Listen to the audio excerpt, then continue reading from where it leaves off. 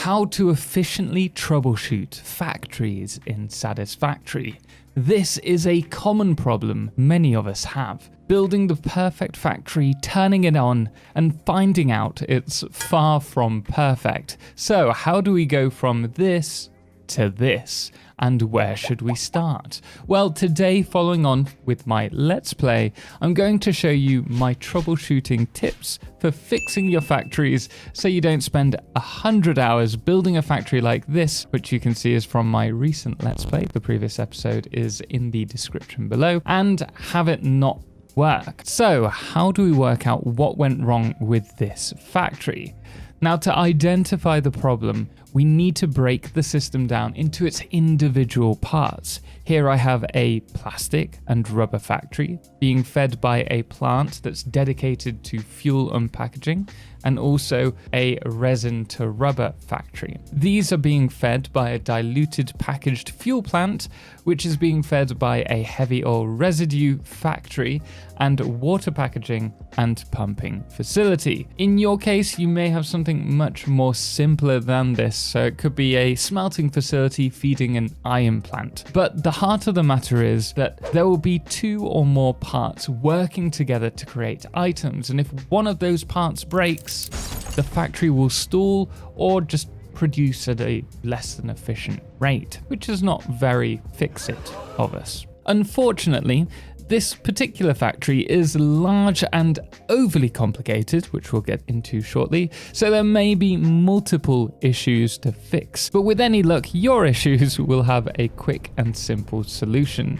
such as just a few items entering the wrong section, like my plastic here actually. So where to spot the problem? Well, when it comes to this, the first thing that you need to do is look at your end items production. For me, it's plastic and rubber in this factory. Now, the lights in your production facility can indicate issues. For example, a green light means everything's okay, a yellow light means that there's an insufficient supply in resources, and then we have a red light, which means either there's no recipe selected or there's no power. Also, the bluish light, just so that we cover it, indicates that the factory is overclocked. Looking at the plastic and rubber factory, we can see that the lights are yellow, so presumably they're not getting one or two of the resources that they require. Failing that, we could have set the wrong items to the wrong line, but given that there are no resources in this factory at the moment, that's very unlikely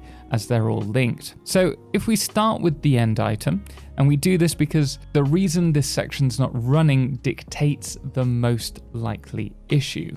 So here we're not receiving the plastic or the rubber that we need to run the plant. However, these lines are all dependent on the very first line of refineries to feed the resources that they need, so the plastic or the rubber, as these are all chained together. So if we drop below, you can see once again the refinery's lights are still yellow, but we have the solid buffers full with rubber and plastic. This means that the issue is fuel reaching the factory, because later refineries cannot receive the solid item as there's no fuel in the pipes. With that in mind, we can check the fuel unpackages. So you'll notice again, we have yellow lights, but the issue is not fuel, and we can see that because we have packaged fuel, but rather the empty canisters here that are processed into bottled water are oversaturated. Now, we could sync these to get the system running. We can just trial this by deleting our stack, but then we'd have no empty canisters for the water. So rather than use it as a quick fix, let's check out the water packages and follow the issue. Interestingly, we do have packaged water on some of the lines, but this particular factory doesn't. And it's actually here that I've realized my first big screw up, and it's quite difficult to explain, so do bear with me. This factory has multiple sections with multiple lines of buildables feeding one another. So the idea was that factory A, let's call it, and line 1 of factory A goes to factory B, line 1, and so on.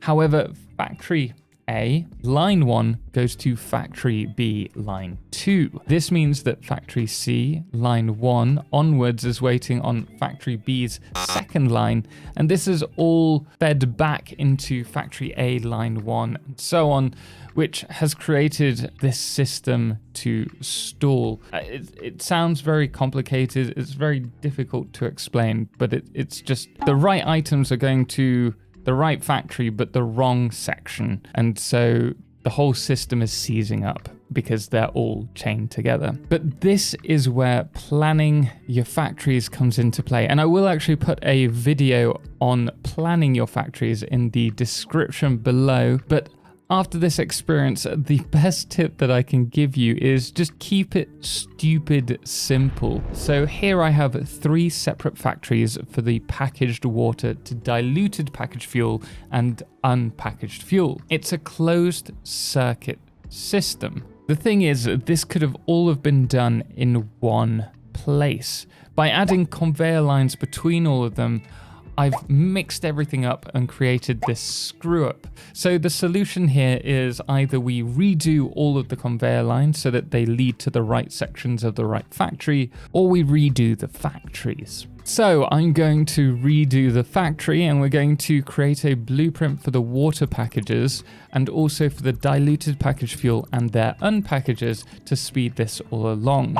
These 2 blueprints will be placed directly together so that the packaged water flows directly into the refinery along with the heavy oil residue coming from above the refinery. The packaged diluted fuel then goes directly into the unpackager, with the fuel being sent along a merging pipe to the next factory, and the empty canisters are then immediately returned and fed back into the water packager. The idea here is that it will make it quick and easy to rebuild, and it's stupid simple, reducing problem areas and hopefully fixing the factory altogether. Now we'll pause the video here just very briefly so that you can see the layout, but I'll double this up for my particular blueprint, and then I'm going to decorate it as well using various beams and pillars. I'm now going to spend the next 10 hours deleting everything and rebuilding these lines, but if you do want to do this yourself using my blueprints, you can find all my blueprints over on Patreon. One eternity later. Having rebuilt the diluted fuel plant, you can see it's running, but it's not at full efficiency as the lights are still yellow. But we are producing the resources, just not all lines are running. Now I thought this was just a warm-up issue and that it would fizzle out as time went on, but after half an hour, it was the same situation. Now repeating the same steps as before, I could see we're still not getting enough fuel. Checking the refineries, we could see it was a water issue that we had. This time, the water for some reason wasn't reaching the packages, which was odd given that water was arriving just really slowly, despite all of the water extractors being fully saturated. So at this point I was actually concerned that the problem might have been a pipe bug. There are some issues with pipes in the game, and if this is the case, then what you'd have to do is replace every pipe section until it's solved. But first, it's always best to check with something that's using verticality like our factory, then checking the head lift of each section. Now here you can see my pumps are just hitting the max head lift, which means only a trickle of water is actually getting to the top pipe. We then have the sloshing in the pipe going back and forth, making the pipes appear full, but only a trickle of water is actually being sent on. So surely enough, just dropping the pipes down a single floor fixed the issue. And as you can see here, all of the lights are now green. Now I then added awesome sinks to stop resources backing up to give us a true feel for the flow of resources. And I've done this along a train line because the plan is to have the trains running constantly, taking these resources to the main factory. And regardless, having awesome sinks at the end of each of your lines is a failsafe that I highly recommend all people do. But once again, you can see here in my particular situation, not all sinks are running, so it's back to troubleshooting as this should be pretty full. Now, unfortunately, checking the plastic factory, we can see once again I'm running low on rubber, and this particular line receives items from the resin rubber factory. And the problem, as we can see here, is that there's very little resin coming through. Now, this is because the heavy oil residue is not being turned into diluted packaged fuel quick enough, thanks to the stall. There's already a buffer of fuel, and so unfortunately we can't produce any more, which is causing our oil to seize. So what we can do is flush all the pipes for the heavy oil residue, and then also flushing all the pipes for the fuel as well, and it should fix this. And as you can see, all the belts are starting to fill up. Now, I should also mention that if your belts look full and they're not moving, do make sure to run your delete tool over the top of them and just see the items, because there is a bug that sometimes incorrectly shows full conveyor lines, which threw me off earlier with another issue that it wasn't working even though I thought it was. But thankfully, that's not the case here. Now, unfortunately, the good times didn't last long, as you can see here. This case is actually quite odd, as there's a lack of fuel in some of the lines, but the refineries state that they have no rubber. So checking the input side, it's clear the first issue is actually there's plastic in the rubber line. And this was actually just a silly mistake from me I did earlier, merging one of the wrong belts, and about 10 or 20 plastic got on the wrong line, and I hadn't caught it. So all I had to do with this was just remove those 20 plastic, and everything started running again for this factory. Now that that's running, we have the fuel issue to sort out. So let's have a look at that. Now we're going to first check out the diluted fuel plant, and if we look at the packages, you can see that we have no water, and the same in the pipes as well, with the exception of this section, but this is because this is feeding the first line of refineries, which had the plastic input issue, and so the fuel had already buffered there, hence why we have water here. So if we now check below with the water, it's clear that the water's stopped running as there's none in the pipe. And we can also see that it's not a fault of the extractors, because the lights are yellow, meaning the outputs are full. And I'm really confused with this, because we'd already fixed this and everything was running fine. So looking at the lines, I thought maybe it could be the pumps, but looking at all the pipes individually, and it's a good job I did that, half of the pipe section has water and the other one doesn't. So this seems to have just been a random bug that stopped the water running, and hopefully just reconnecting the pipes will resolve the issue, which, looking at the indicators here and the lights on the packages as well, you can see that all of this has been resolved. So sometimes it's important to bear in mind that it's not necessarily our fault, and it could just be a gremlin in the system that we need to work out. Now at this point, we can see that everything's turning on, and it'll just be a bit of time, hopefully, at least, before it gets to full efficiency. But the great news is that we are sending a large amount of resources between factories via the trains now.